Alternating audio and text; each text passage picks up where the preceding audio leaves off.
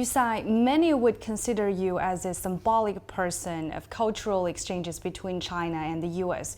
What do you think of this identity, and what is people-to-people exchanges in your opinion? Yeah, this is a very popular term today in China, right? It's true. People-to-people exchange is extremely important, especially when governments don't really communicate very, very well. That every one of us, you, me, we can do so much as people, just ordinary people, can help so much in advancing relationships between peoples. You were first to introduce the world to the Chinese people through your TV series One World in late 80s. 雅典卫城一直以西方文明的摇篮著称，在我后面是贯穿伦敦的泰晤士河。 And what was it like to do in TV for China at that early time? What is the most significant is that they never once told me what to do and what not to do.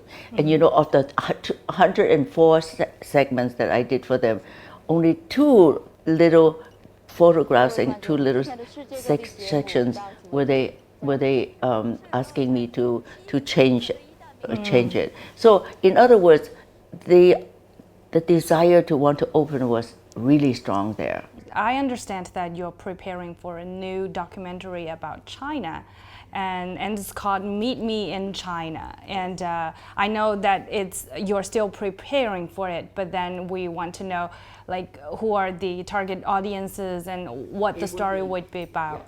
Which Meet Me in China is meant to be a series that is showing people about what Chinese people are like.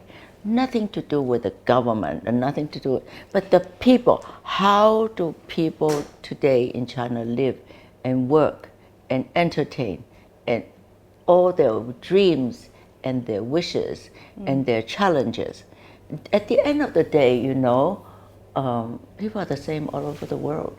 What we really need is to have the world look at China as what China is today. What drives your dedication for programs promoting cultural exchanges?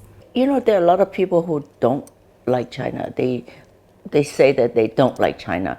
And when you ask them, why don't you like China? Is it, do you know China?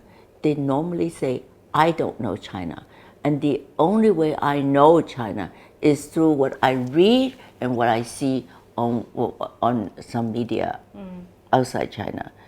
So if that media is all negative, so the impression will be all negative. So we have to do something. We have to do something to counter that negativity. There's a saying: the more is given to you, the more is expected of you, right? So I think that I'm lucky. I'm in the position to be able to do so many things. So I expect myself to do all these things, and sometimes I think if it is not me, who?